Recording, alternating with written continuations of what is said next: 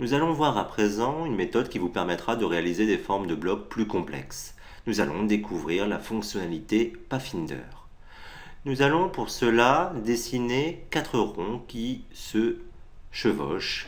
Nous allons prendre l'outil ici image, nous restons appuyés sur cet outil pour développer les outils masqués. Nous allons choisir le bloc elliptique. Nous allons dessiner notre premier rond. Je vais choisir une couleur de fond, voilà. Je dessine un second qui chevauche le premier. Je vais choisir une autre couleur, voilà. Un troisième,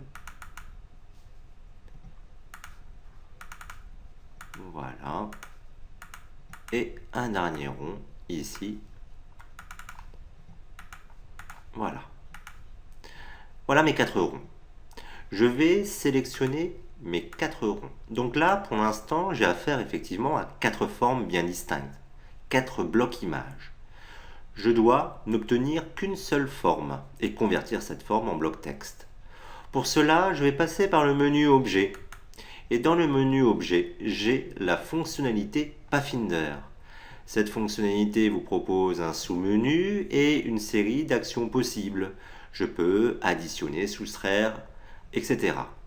Je vais donc demander ici à pratiquer une addition. Et vous constatez que nous obtenons plus qu'une seule forme avec une seule couleur de remplissage. Cette couleur, si je reviens en arrière, édition, annuler, addition, cette couleur, c'est la couleur du bloc de premier plan, le dernier bloc créé.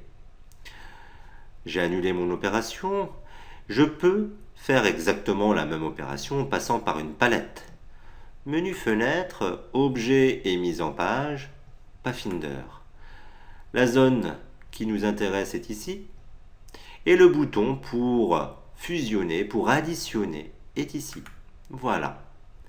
Il ne me reste plus qu'à traduire ce bloc image en bloc texte. Je vais prendre l'outil texte, je clique dans mon bloc et je vais remplir ce bloc d'un texte de substitution. Voilà.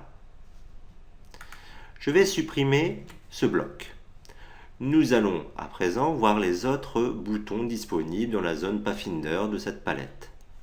Nous allons créer un bloc image elliptique, y choisir également une couleur de fond, dessiner un second bloc qui chevauche le premier, choisir une autre couleur, voilà.